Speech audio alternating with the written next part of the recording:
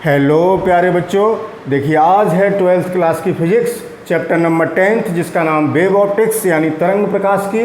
और इस चैप्टर का बच्चों आज है लेक्चर नंबर 28 28वां व्याख्यान है। और आज हम पढ़ेंगे द्वि अपवर्तन द्वारा प्रकाश का ध्रुवण। जैसा कि आप जानते हैं बच्चों कि हम पिछले 2-3 लेक्चर से ये पढ़ रहे हैं कि हम किन किन विधियों द्वारा समतल ध्रुवित प्रकाश प्राप्त कर सकते हैं। तो बच्चों हमने अब तक जो पढ़ लिया है, एक लेक्चर में हमने पढ़ा था कि परावर्तन से हम समतल ध्रुवित प्रकाश कैसे प्राप्त करते हैं। उसके अगले लेक्चर में फिर हमने पढ़ा कि अपवर्तन से हम समतल ध्रुवित प्रकाश कैसे प्राप्त करते हैं। उसी कड़ी में बच्चों आज थर्ड मेथड, तीसरी विधि है कि द्वि अपवर्तन द्वारा प्रकाश का ध्रुवण, that is polarisation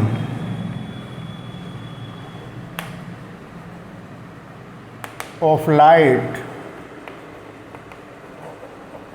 by double refraction।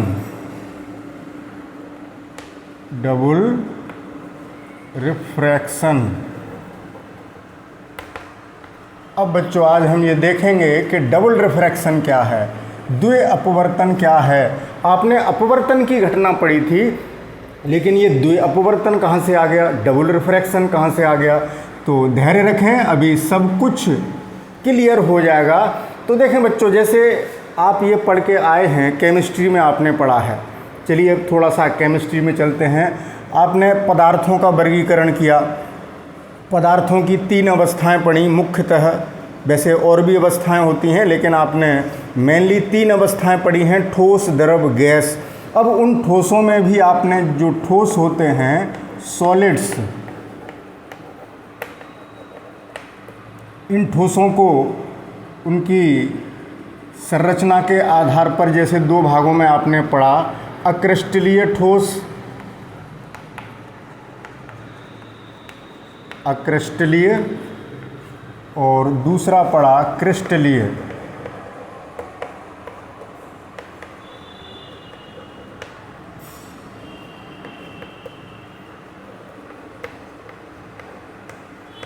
ज़्यादा डिटेल चर्चा नहीं करनी है क्योंकि हमें वहाँ पहुँचना है कहाँ, द्वि अपवर्तन पर। तो थोड़ी सी एक भूमिका तैयार करते हैं द्वि अपवर्तन को सीखने से पहले। अक्रिस्टलीय ठोस क्या होते हैं बच्चों? ऐसे ठोस पदार्थ जिनमें परमाणुओं की जो व्यवस्था होती है वो अनियमित होती है, कोई नियमित अरेंजमेंट नहीं होता, यानी कहना चाहिए जो अनियमित रूप से व्यवस्थित रहते हैं। और क्रिस्टलीय ठोस वे ठोस पदार्थ हैं जिनमें अणु और परमाणु एक निश्चित क्रम में व्यवस्थित होते हैं। जैसे आपने देखा है कि नमक है, NaCl की स्ट्रक्चर पड़ी होगी, नमक है, चीनी है, बहुत सारे क्रिस्टलीय ठोस होते हैं। आपने नमक पढ़ा, चीनी, हीरा, बहुत सारे क्रिस्टलीय ठोस हैं। और हम जिनकी बात करना चाह रहे हैं, कैल्साइट, कैल्साइट भी क्रिस्टलाइन सॉलिड है, कैल्साइट। और कैल्साइट है,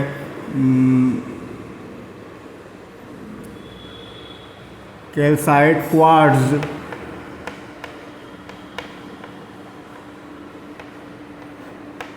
टूरमेलिन,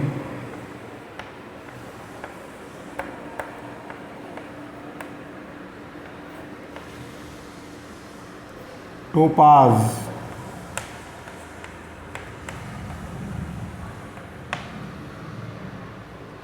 इनको मैं इंग्लिश में भी लिख देता हूँ बच्चों, क्योंकि आगे हम जल्दी के लिए ऐसे ही लिखा करेंगे। Calcite, quartz, tourmaline, topaz. तो बच्चों इन क्रिस्टलीय ठोस पदार्थों में से कुछ क्रिस्टलीय ठोस पदार्थ, देखिए मैंने ये ऊपर अलग लिख दिए, कुछ का मतलब अब मैं इनकी बात कर रहा हूँ। कुछ क्रिस्टलीय ठोस पदार्थ ऐसे होते हैं, कौन से, जैसे कैल्साइट है, क्वार्ट्ज है, टूरमैलिन है, टोपाज है, इनकी बात कर रहा हूँ बच्चों मैं, केवल इनकी बात अब नहीं कर रहे हैं। ये भी क्रिस्टलीय और ये भी क्रिस्टलीय हैं, लेकिन इन क्रिस्टलीय ठोस पदार्थों में से कुछ, यानी ये ब्रैकेट वाले, कुछ ऐसे क्रिस्टल्स भी होते हैं कि जब उन पर जब साधारण जब साधारण अध्रुवित प्रकाश आपतित होता है तो अध्रुवित या साधारण प्रकाश की किरण दो दिशाओं में टूट जाती है, दो भागों में अपवर्तित होती है, तो वहाँ डबल रिफ्रैक्शन होता है। बात समझ गए ना। जैसे तो इन क्रिस्टल्स की बात हो रही है, जैसे कैल्साइट, क्वार्ट्ज, टूरमैलिन और टोपाज की बात हो रही है। अब इनमें से भी बच्चों थोड़ी देर बाद इनका भी वर्गीकरण करेंगे, अभी हमने केवल इतना वर्गीकरण किया। अब इसमें से क्या होगा, अब थोड़ी देर बाद समझ में आ जाएगा। ये जो तीन हैं, यहाँ से लेके यहाँ तक, जैसे ये, अगर हम इनको, इन क्रिस्टलीय ठोसों को और किन ठोसों को जिनमें क्या होता है, द्वि अपवर्तन की घटना होती है, उनको हम द्वि अपवर्तक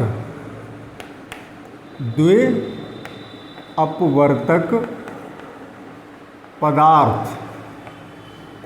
या क्रिस्टल पदार्थ भी कह सकते हैं, या क्रिस्टल, यानी द्वि अपवर्तक पदार्थ, यानी डबल रिफ्रैक्टिंग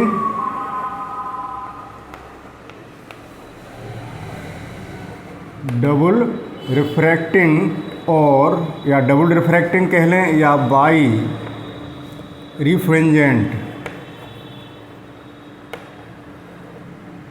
सबस्टेंसेस या मटेरियल्स, या क्रिस्टल लिख देता हूँ मैं, क्रिस्टल्स की बात हो रही है, क्रिस्टल्स कहते हैं।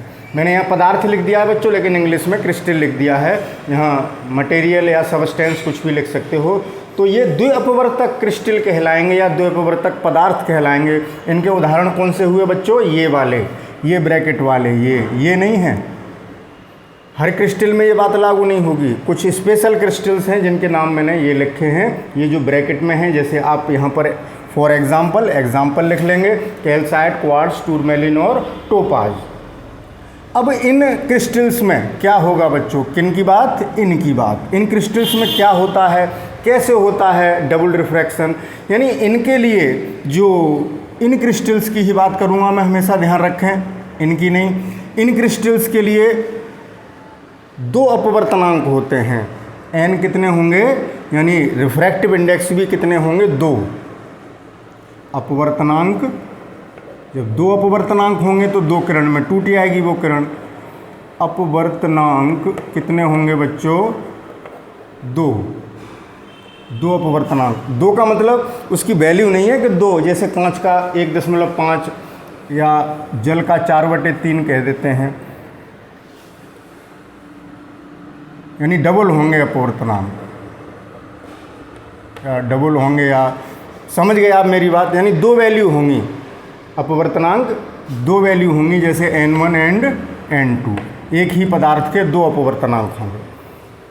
अब होगा क्या बच्चों, जैसे मैंने ये बनाया, अब मान लीजिए मैं कैल्साइट क्रिस्टल्स की बात कर रहा हूँ।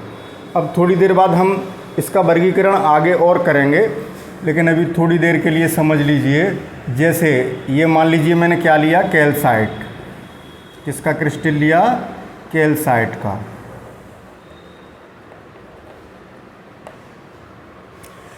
ये अभिलंब, इस पर मैंने एक साधारण प्रकाश गिराया बच्चों, या इसको यहाँ बड़ा सा बनाएंगे बच्चों जिससे समझने में आसानी हो।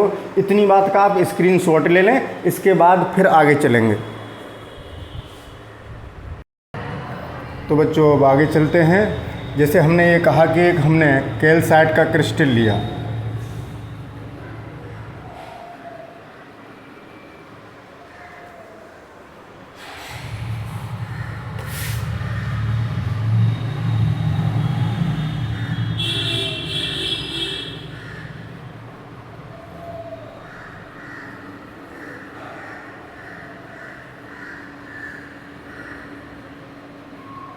ये क्या है बच्चों, कैल्साइट क्रिस्टल।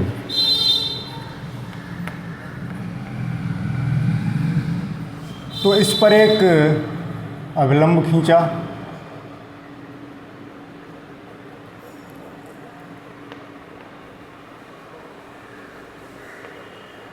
यहाँ पर एक साधारण प्रकाश जो कि अध्रुवित होगा, तो इसमें क्या होगा बच्चों, वाइब्रेशन दोनों प्रकार के हमने लिए, एक जो इस बोर्ड के तल में है और लंबवत हैं। लंबवत वाले बच्चों डॉट से दिखाए हैं, तो अध्रुवित प्रकाश को हम ऐसे रिप्रेजेंट करते हैं। इतना आप सीख चुके हैं, ये वाइब्रेशंस हैं इसमें, और ये कैसा प्रकाश है, अध्रुवित।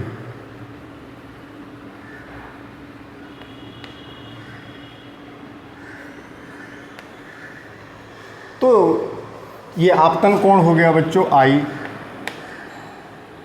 तो जब ये इस क्रिस्टल पर प्रकाश की किरण आपतित होगी, तो जब अपवर्तन होगा क्रिस्टल के अंदर, तो ये बच्चों दो दिशाओं में टूट जाएगी, क्योंकि अपवर्तनांक 2 हैं। अभी मैंने बताया था कि इस क्रिस्टल के प्रकाश के लिए 2 अपवर्तनांक हैं, एक ये और एक ये।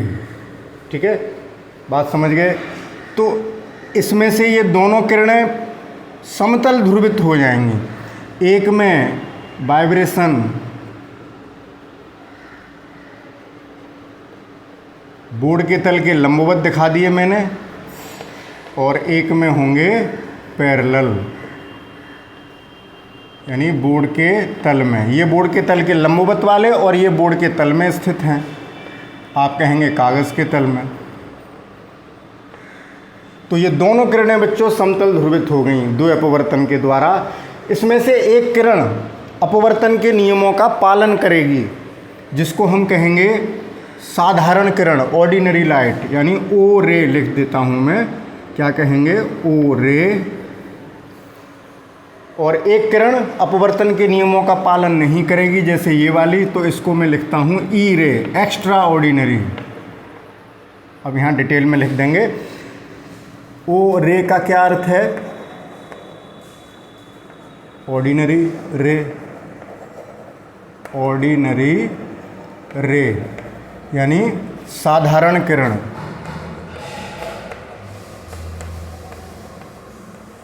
साधारण किरण। और ई रे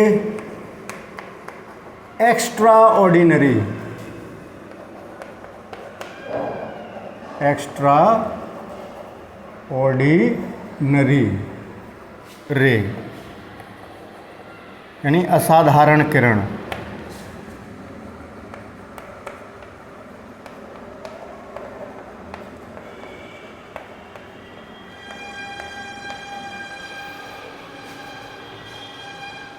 तो साधारण किरण कौन सी होगी बच्चों, ध्यान रखना, इसको कॉपी पे लिख लेना। जो किरण अपवर्तन के नियमों का पालन करती है, और जो नहीं करती है वो असाधारण किरण होती है। यानी यहाँ संक्षेप में लिख दूं,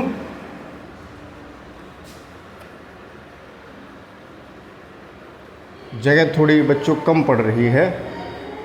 एक्स्ट्रा ऑर्डिनरी किरण कौन सी होगी, अपवर्तन के नियमों का पालन नहीं, एक में लिख देता हूँ, अपवर्तन के नियमों का, अभी डिटेल में समझाएंगे, नियमों का पालन नहीं करती, उसे हम क्या कह देते हैं, असाधारण किरण। इसके आगे ब्रैकेट में आप क्या लिखेंगे, इतना तो ध्यान रखेंगे, ये पालन करती है, इसी बात को पूरा लिख देंगे। पालन, किसका पालन, अपवर्तन के नियमों का, ये पालन करती है। पूरी बात लिख लेना बच्चों, अपवर्तन के नियमों का पालन करती है, ये नहीं करती है। अब इस बात को समझ लीजिए कैसे।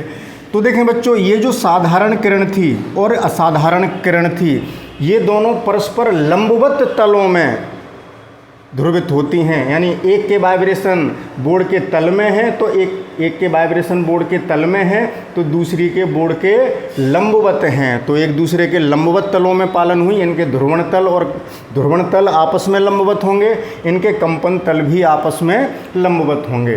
तो ये किरण बच्चों देखिए, इसके लिए अपवर्तन कोण ये हुआ, इसको मैं लिख देता हूँ RO। और इसके लिए अपवर्तन कोण ये हुआ, इस कोण को लिख देता हूँ मैं आर ई। और दोनों किरणों के लिए अपवर्तनांक भी अलग अलग हुए। इसी फिगर को बच्चों और दूसरे तरीके से भी समझाएंगे, लेकिन अब यहाँ पर देखें अपवर्तन के नियमों का पालन करती है और नहीं करती, इस बात को समझते हैं। जैसे अपवर्तन का नियम क्या था बच्चों, साइन आई बटे साइन आर बराबर एन होता है अपवर्तनांक, जो कि नियतांक होता है, नियत रहता है, कांस्टेंट होना चाहिए। ठीक है। अब ओ रे क्या करती है, इस नियम का पालन करती है। ओ रे क्या करती है, ओ रे के लिए क्या हो जाएगा, एन ओ। ओ रे के लिए जो अपवर्तनांक है एन ओ। तो बच्चों इस क्रिस्टल के लिए दो अपवर्तनांक हुए, एक हुआ एन ओ और एक एन ई। यानी ऑर्डिनरी लाइट के लिए रिफ्रैक्टिव इंडेक्स अलग है, इसलिए वो अलग कोण पर मुड़ी है। इसके लिए अपवर्तनांक अलग है, इसलिए वो अलग कोण पर मुड़ी है। इसलिए ये किरण दो किरणों में टूट गई थी। दो वैल्यूज़ हैं अपवर्तनांक की, जो कि थोड़ी देर पहले मैंने लिखी थी। तो ओ रे के लिए एन ओ बराबर कितना हो गया, साइन आई बटे साइन आर ओ। ठीक है, क्लियर। तो ये कैसा रहेगा, नियत, बदलेगा नहीं। इसका मतलब वो अपवर्तन के नियम का पालन कर रही है। ये कैसा रहेगा, कांस्टेंट। एन ओ की वैल्यू कैसी रहती है बच्चों, कांस्टेंट रहती है। और एन ओ अगर अपवर्तनांक देखें तो ये किसके बराबर हो जाएगा, ऐसे भी लिख सकते हैं, बराबर, यहाँ लिख दूँ, एन ओ बराबर साइन आई बटे साइन आर ओ बराबर, आपने अपवर्तनांक की परिभाषा पढ़ी कि प्रकाश की निर्वात में चाल बटे प्रकाश की माध्यम में चाल। तो यहाँ प्रकाश की निर्वात में चाल सी होती है बच्चों, सी लिख दी, बटे माध्यम में चाल तो वी ओ, यही तो फॉर्मूला हुआ, बराबर कांस्टेंट। ऐसे भी लिख सकते हैं। तो यानी ओ किरण के लिए अपवर्तनांक नियत होगा, चाल भी नियत होगी, इसलिए अपवर्तनांक भी नहीं बदलेगा। लेकिन ई रे क्या करती है, यही है बच्चों खेल। ई रे क्या करती है, अपवर्तन के नियम का पालन नहीं करती। उसका अपवर्तनांक क्रिस्टल की भिन्न भिन्न दिशाओं में अलग अलग होता है। यानी कोई क्रिस्टल है, जैसे एक क्रिस्टल है, तो इधर से देखेंगे तो मतलब इस दिशा में अपवर्तनांक अलग होगा, इस दिशा में अलग होगा, इस दिशा में अलग होगा, इस दिशा में अलग होगा। तो अपवर्तनांक अलग होने से क्या क्या होगा अभी समझाएंगे। जैसे ई किरण के लिए अपवर्तनांक एन ई बराबर कितना हो गया, साइन आई बटे साइन आर ई बराबर सी बटे वी। ई किरण के लिए चाल is not equals to constant, नियत नहीं होगा, बदलता रहेगा, वेरिएबल वैल्यू होगी। अलग अलग दिशाओं में अपवर्तनांक अलग अलग होगा, अपवर्तनांक अलग अलग होगा अलग अलग दिशाओं में, तो आर ई अलग अलग होगा, चाल भी अलग अलग होगी। अलग अलग दिशाओं में भिन्न भिन्न चालों से चलेगी कौन सी किरण, जो असाधारण किरण है, लेकिन ये सभी दिशाओं में समान चाल से चलती हैं। तो ठीक है बच्चों, ये तो नियत रहेगा, लेकिन ये अलग अलग दिशाओं में बदलते रहेंगे। अलग अलग दिशाओं में अपवर्तन कोण भी अलग अलग होगा, अपवर्तनांक अलग अलग होगा, भिन्न भिन्न दिशाओं में चाल भी भिन्न भिन्न होगी। और यहाँ इस फिगर से देखिए, जैसे मैं कैल्साइट क्रिस्टल की बात कर रहा हूँ, तो ध्यान रखें कि आर ई का मान बड़ा है आर ओ से, इसलिए एन ई का मान, इसलिए, और देखें चाल भी अलग अलग होती है। आर ई बड़ा है, यहाँ से आप देख रहे हैं आर ई बड़ा है, जब बड़ा है तो एन ई कम आएगा। एन ई कम होता है ऑर्डिनरी लाइट के अपवर्तनांक से। और चाल जब एन ई कम है बच्चों, एन ई कम कब आएगा, जब चाल ज़्यादा होगी। तो वी ई ज़्यादा होती है ऑर्डिनरी लाइट से। ये कैल्साइट क्रिस्टल की बात कर रहे हैं। आप लोग ये कंफ्यूज हो सकते हैं कि सर ने ये जो आंकड़े लिखे हैं वो सभी क्रिस्टल पे लागू होंगे, ऐसा नहीं है बच्चों, थोड़ी देर बाद बताऊंगा। ये कैल्साइट क्रिस्टल की बात हो रही है। इस क्रिस्टल को हम नेगेटिव क्रिस्टल कहते हैं। जैसे जो हमारे क्रिस्टल थे उनका वर्गीकरण थोड़ी देर बाद करेंगे और इस बात की चर्चा करेंगे, लेकिन अब यहाँ देखें तो ये रिलेशन पता लग गया, V is greater then V0, ई किरण के लिए चाल अधिक होगी और अपवर्तनांक ई किरण के लिए कम होगा, अपवर्तन कोण अधिक होगा। तो भिन्न भिन्न दिशाओं में अपवर्तनांक अलग अलग हुआ।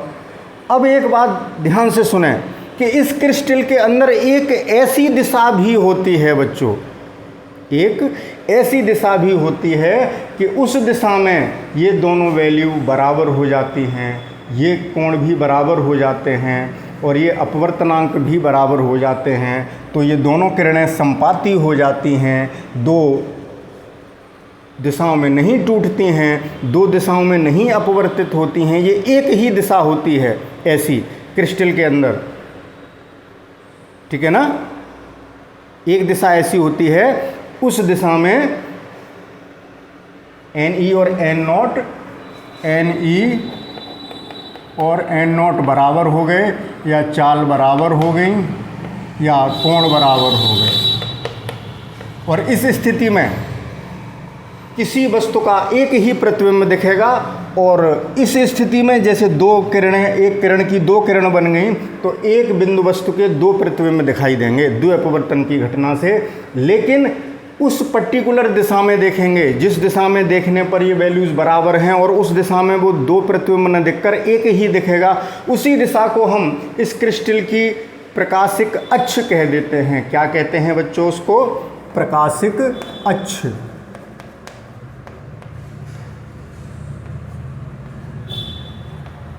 Optic axis.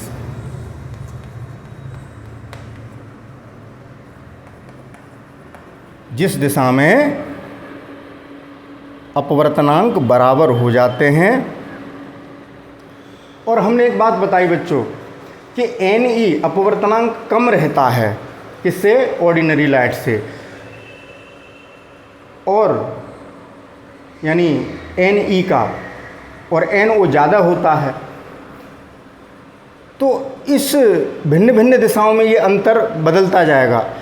तो जो प्रकाशिक अक्ष है उस दिशा में बराबर हो गए, प्रकाशिक अक्ष के लंबवत दिशा में इनमें अंतर सबसे ज़्यादा होता है। यानी NO का मान perpendicular to optic axis, perpendicular to optic axis, इसके परपेंडिकुलर दिशा में अगर देखें इस अक्ष के, तो उस समय NO मैक्सिमम बड़ा होगा NE से, मैक्सिमम। भाई NO तो बदलेगा नहीं, NE बदलेगा। NO पर मैक्सिमम न लगाएं, बदलेगा कौन? NE भिन्न भिन्न दिशाओं में। तो ये उस समय सबसे कम होगा, यानी अंतर सबसे ज़्यादा होगा। लंबवत दिशा में NE का मान सबसे कम होता है। जैसे मैं अभी लिखता हूँ बच्चों, जैसे अगर वैल्यू लिखी जाए इनकी, जो रिफ्रैक्टिव इंडेक्स हैं इनकी अगर मैं वैल्यू लिखूँ तो परपेंडिकुलर दिशा में अगर देखें तो पीले रंग के प्रकाश के लिए, पीले रंग के प्रकाश के लिए किसकी बात हो रही है? पीले रंग के प्रकाश के लिए अगर मैं O किरण का अपवर्तनांक लिखूं, खड़िया बच्चों दूसरी ले लें,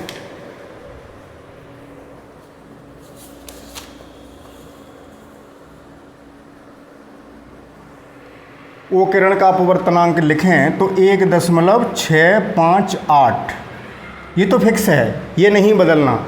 लेकिन लंबवत दिशा में अगर देखें तो ये वैल्यू सबसे कम होगी 1.468। ये लंबवत दिशा में भाई कौन बदलना है? ई किरण का अपवर्तनांक, तो वो सबसे कम इतना होगा। और प्रकाशिक अक्ष की दिशा में कितना होगा? अब बताइए बच्चों, कॉमन सेंस की बात, अब आपको पता है कि दोनों बराबर होंगे। जब प्रकाशिक अक्ष की बात करेंगे तो ये वैल्यू बराबर होंगी NE और NO की। तो इस वैल्यू को बराबर करोगे या इसको? मैंने अभी बताया था बच्चों ये कांस्टेंट है, ये नहीं बदलता है, ये कम ज़्यादा होता है। तो ये सबसे कम मान NE का लंबवत दिशा में है, और लंबवत दिशा से भिन्न दिशा में जाएंगे तो बढ़ता जाएगा, और बढ़ के कितना मैक्सिमम हो जाएगा? इसके बराबर हो जाएगा। कब? जब हम प्रकाशिक अक्ष की दिशा में देखेंगे तो उस समय NE कितना हो जाएगा? 1.658। तो Ne अपवर्तनांक बदलता है। तो प्रकाशिक अक्ष की परिभाषा भी पता लग गई, द्विअपवर्तन क्या होता है वो भी आप सीख गए। अब एक बात बता दूं बच्चों, ये जो बातें मैंने बताई थी ये उन क्रिस्टल्स के लिए हैं जो एक अक्षीय हैं। कुछ क्रिस्टल ऐसे भी होते हैं बच्चों जिनमें दो प्रकाशिक अक्षें होती हैं, यानी दो दिशाओं में किरण द्विअपवर्तन की घटना नहीं करती है, एक ही प्रतिबिंब दिखता है और उनके भिन्न दिशाओं में दो ही भागों में टूटेगी। वो बाई एक्सिस क्रिस्टल कहलाते हैं और ये मोनो एक्सिस क्रिस्टल हैं। जैसे मैंने 3 एग्जाम्पल लिखे थे। चलिए पहले इतने का स्क्रीनशॉट लीजिए, तब आगे बात करेंगे। बच्चों जो कुछ मैं यहाँ अभी समझा रहा हूँ उसको बाद में मैं लिख दूंगा, जिससे आपको वो मटेरियल प्राप्त हो सके कि द्विअपवर्तन, जैसे बोर्ड एग्जाम में क्वेश्चन आ सकता है कि द्विअपवर्तन किसे कहते हैं। तो सर आप तो समझा के चले गए, हम क्या लिखें। सभी कुछ मैं यहाँ लिख दूंगा, आप उसका स्क्रीनशॉट ले लेना, नोट्स बनाने में आसानी होगी। द्विअपवर्तन क्या है, प्रकाशिक अक्ष क्या है, ई किरण क्या है, ओ किरण क्या है, ये सब मैं लिख दूंगा। तो अब देखें, जैसे ये द्विअपवर्तन कैल्साइट में बताया, लेकिन आप लोग कंफ्यूज हो सकते हैं कि सर हमारी बुक में तो ऐसे फिगर बनाए, तो वैसे भी समझ लो बच्चों। जैसे ये कोई कैल्साइट क्रिस्टल का क्रॉस सेक्शन लिया है, मुख्य परिच्छेद, भाई घटना यही है, ये कैल्साइट क्रिस्टल है। क्या है? Calcite crystal. इस पर हमने एक साधारण किरण आपतित कर दी। साधारण है यानी अध्रुवित प्रकाश है। इसको ऐसे दिखा सकते हैं, डॉट वाले वाइब्रेशन, और डॉट वाले का मतलब परपेंडिकुलर टू प्लेन, और ये एरो से दिखा रहे हैं यानी पैरेलल टू द प्लेन। तो अब होता क्या है बच्चों कि यहाँ से ये किरण दो, यही वाली बात यहाँ बना रहे हैं, कैसा होगा, दो उसमें टूट जाएगी। ठीक, तो जैसे मैंने ये काम किया, एक ये निकाल दी, तो एक हो गई ई रे और एक ओ रे, ई किरण और ओ किरण। तो ओ किरण में जो वाइब्रेशन होंगे बच्चों वो कैसे होंगे, डॉट वाले,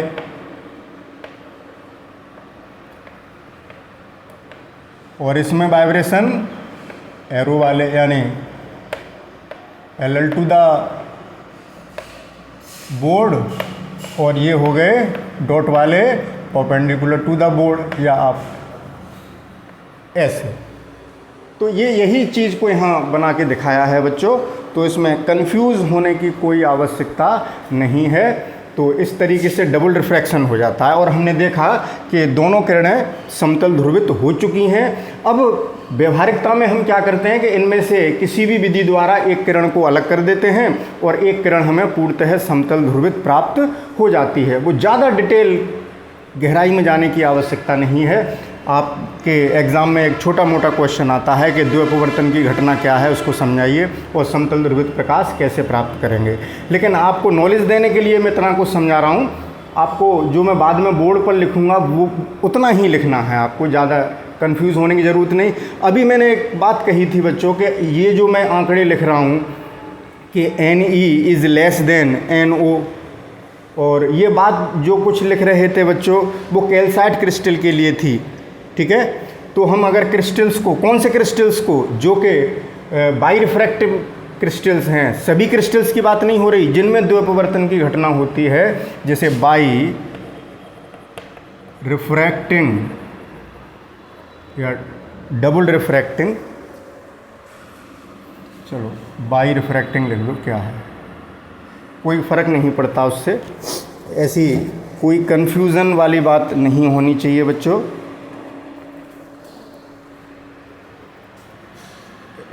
रिफ्रैक्टिंग क्रिस्टल जो होते हैं, अभी मैंने बताया था ना, क्रिस्टल को पहले बांटा था अक्रिस्टलीय, वो ठोसों को बांटा था अक्रिस्टलीय, फिर क्रिस्टलीय। फिर क्रिस्टलीय में से कुछ क्रिस्टल ऐसे होते हैं जो द्विअपवर्तन की घटना करते हैं, उनको हम बाई रिफ्रैक्टिंग या डबल रिफ्रैक्टिंग, अब कंफ्यूज हो जाएंगे, डबल रिफ्रैक्टिंग या बाई रिफ्रैक्टिंग क्रिस्टल कहते हैं। अब ये क्रिस्टल भी कैसे हो सकते हैं बच्चों, जिनमें एक अक्ष हो, एक अक्षीय। थोड़ी नॉलेज के लिए बता देता हूँ कि आप ये ना समझ लें कि सर ने एन ई कि ये पढ़ाया था कि N E is less than N O, यही बात आप गांठ बांध लो, ऐसा नहीं है बच्चों, इसलिए नॉलेज के लिए बता रहा हूँ। एक अक्षीय यानी यूनी एक्सियल और द्विअक्षीय यानी बाई एक्सियल,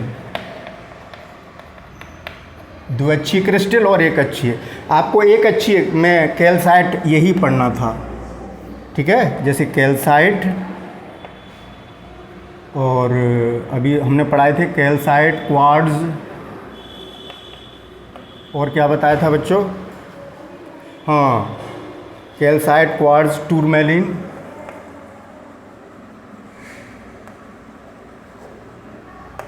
ये एक अक्षीय के उदाहरण हैं। और द्विअक्षीय में आता है बच्चों टोपाज, इसमें दो अक्ष होती हैं, यानी दो दिशाओं में एक ही प्रतिबिंब दिखाई देगा। तो हम केवल इनकी चर्चा कर रहे हैं, और इनमें से भी अभी हमने कैल्साइट की बात की, तो इनको भी बच्चों दो भागों में बांट सकते हैं। एक अक्षीय को ऐसे यहाँ बांट देता हूँ, एक होते हैं नेगेटिव क्रिस्टल और एक पॉजिटिव। नेगेटिव का उदाहरण है बच्चों कैल्साइट, जो अभी पढ़ाया था, और पॉजिटिव का उदाहरण है टोपाज, वो सॉरी टोपाज नहीं, क्वार्ट्ज, इसका उदाहरण क्वार्ट्ज क्रिस्टल। तो अभी जो कुछ पढ़ाया था वो सब पलट जाएगा। पॉजिटिव क्रिस्टल में क्या होगा कि N is greater than N O, speed भी उसी हिसाब से, ये एंगल इससे यहाँ आर ई बड़ा है, वहाँ आर ओ बड़ा हो जाएगा, ठीक है ना, पलट जाएगा सब, वो पॉजिटिव क्रिस्टल होता है। तो केवल ये बात कन्फ्यूज़न पैदा न करे, या यही इसी बात को यूनिवर्सल ना मान लो कि N is always less than N O, ऐसा नहीं होता बच्चों। इसलिए सिर्फ ये बताने की मैंने कोशिश की, लेकिन आपको इससे कोई खास लेना देना नहीं है। आपको केवल इतना सीखना था कि कुछ क्रिस्टल ऐसे होते हैं, चलिए सारांश पर आ जाते हैं।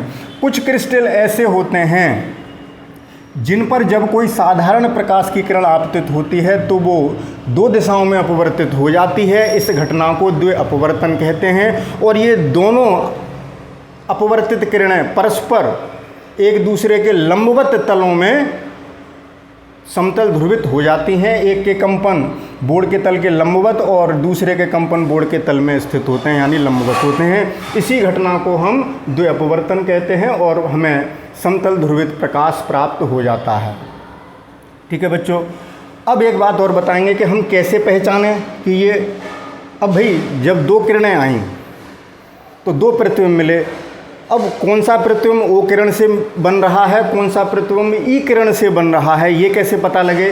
क्योंकि न तो आपको वाइब्रेशन दिखाई देते हैं, वाइब्रेशन आपको दिखाई देंगे नहीं कि इसमें लंबवत हैं, इसमें तल में हैं, और हम पहचान लें। तो उसको पहचानने का एक तरीका है, वो भी बताएंगे, लेकिन एक स्क्रीनशॉट लें। हाँ बच्चों, अभी जब मैं बोर्ड को क्लीन कर रहा था तो एक थोड़ी सी त्रुटि दिखाई दे गई, उस भूल का थोड़ा सा सुधार करते हैं। बच्चों में वैल्यू गलत लग गया था अपवर्तनांक की, यहाँ वैल्यू सही कर लेना बच्चों, जल्दबाजी में गलत हो गई कि मैंने एन ई और एन ओ की वैल्यू लिखी थी ऑर्डिनरी लाइट के लिए 1.658, और इसकी शायद मैं 1.486 लिख गया था, वो 468, या हो सकता है सही लिखी हो, वैसे अब सही कर लेना अगर गलत हो। 1.486 ये वैल्यूज़ हैं बच्चों, ठीक है। इन वैल्यूज़ का आपको ध्यान रखना है। 1.658 और 1.486, ठीक है, ये बात ध्यान रखेंगे। अब चर्चा करते हैं बच्चों के हम कैसे पता करें कि कौन सी किरण ई है और कौन सी किरण ई है, और यानी कौन सा प्रतिबिंब ओ से बन रहा है, कौन सा ई से बन रहा है। जैसे बच्चों मान लीजिए यहाँ कोई पॉइंट ऑब्जेक्ट है ये, आपने स्याही से एक निशान लगा दिया पेपर पर, एक पॉइंट लगा दिया, फिर उसको कैल्साइट क्रिस्टल से जब देखेंगे तो उसके आपको दो प्रतिबिंब दिखाई देंगे। एक मिनट बच्चों, कोई कॉल आ रही, एक सेकंड।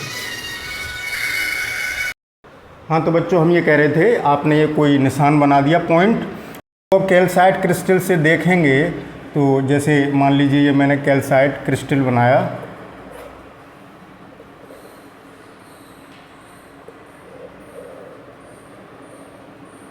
तो जब लाइट इस पर इंसिडेंट होगी डबल रिफ्लेक्शन होगा बच्चों, डबल रिफ्रैक्शन होगा, दो अपवर्तन दो किरणों में टूटेगी।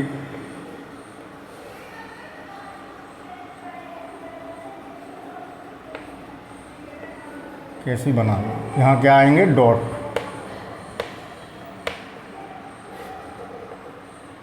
ओ सॉरी क्या कर दिया हमने, डॉट तो इस रे में आएंगे बच्चों जो ऑर्डिनरी होगी।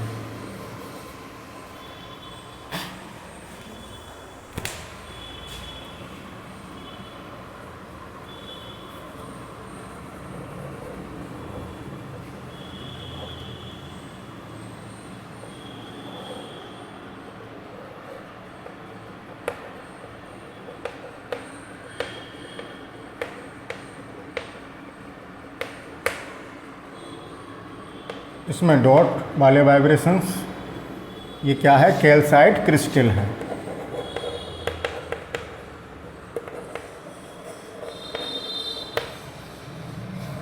तो एक किरण से दो किरण बन गई बच्चों, तो अब आपको दो प्रतिबिंब मिलेंगे। एक मिलेगा इससे, इस प्रतिबिंब को मैं नाम दे देता हूँ O, और एक प्रतिबिंब मिलेगा इस ई किरण से, इसको नाम दे दिया E। दो प्रतिबिंब मिल रहे हैं, ठीक है ना, एक ये किरण बना रही है, एक ये किरण। तो एक ऑब्जेक्ट की आपको दो इमेज दिखेंगी, यानी दो प्रतिबिंब दिखेंगे। अब होगा क्या, अगर आप क्रिस्टल को घुमाते हैं तो क्या होगा, जैसे जो अगर क्रिस्टल को घुमाया जाए ऐसे बच्चों, तो जो इमेज है O वो वहीं स्थिर रहेगी, और जो ई रे है वो ई रे से जो इमेज बन रही है, यानी ई जो प्रतिबिंब बन रहा है, जब क्रिस्टल घुमाएंगे तो वो भी घूमेगा इसके चारों ओर। तो जो घूम रहा है वो ई किरण से बन रहा है, जो नहीं घूम रहा अपनी जगह पर नियत है वो किससे बन रहा है बच्चों, जो नहीं घूम रहा वो ओ किरण से बन रहा है। तो ये घूमेगा, ये ई जो है, ई घूमेगा क्रिस्टल को घुमाने पर, यहाँ आ गया, फिर यहाँ आ जाएगा, फिर यहाँ आ जाएगा, ये सब ई होंगे। क्या होंगे ये ई, ये सब घूमेंगे, ये अपनी जगह पे रहेगा। तो इस तरीके से हम ई रे और ओ रे को आइडेंटिफाई कर सकते हैं उनके प्रतिबिंब को देखकर। तो बच्चों ये रहा द्वि अपवर्तन, ठीक है। अब मैं कुछ डेफिनेशंस यहाँ लिख दूंगा, आप उनका स्क्रीनशॉट ले लेना। तो इस तरीके से आप पूरा कॉन्सेप्ट समझ गए होंगे कि द्वि अपवर्तन से हम प्रकाश का ध्रुवण कैसे कर लेते हैं। तो चलिए बच्चों इसका स्क्रीनशॉट लें, फिर आगे एक स्क्रीनशॉट और लेना है। हाँ तो बच्चों अब एक काम करते हैं कि जो कुछ मैंने पढ़ाया उसको मैं बोर्ड पर लिखने की बजाय मैं आपको बच्चों एक PDF सेंड करूँगा। PDF फाइल डिस्क्रिप्शन बॉक्स में जाइए, वहाँ एक लिंक मिलेगा, उससे आज जो कुछ पढ़ाया है उसका पूरा विधिवत नोट्स, उस PDF को डाउनलोड करके अपनी नोटबुक पर पूरा नोट्स तैयार कर लेना, ठीक है बच्चों। तो ध्यान रखना, लिंक कहाँ मिलेगा, डिस्क्रिप्शन बॉक्स में, वीडियो के डिस्क्रिप्शन बॉक्स में जाइए, लिंक को ओपन करिए और PDF फाइल डाउनलोड कीजिए और बढ़िया सा सुंदर सा नोट्स बनाइए। ओके, तो आज का ये टॉपिक कंप्लीट हुआ, द्विपवर्तन द्वारा प्रकाश का ध्रुवण। इसी कड़ी में बच्चों अब कल स्टार्ट करेंगे द्विवर्णता द्वारा प्रकाश का ध्रुवण कैसे किया जाता है। तो कल का लेक्चर देखना ना भूलें। ओके, मिलते हैं कल उस नए टॉपिक के साथ। Thank you for watching.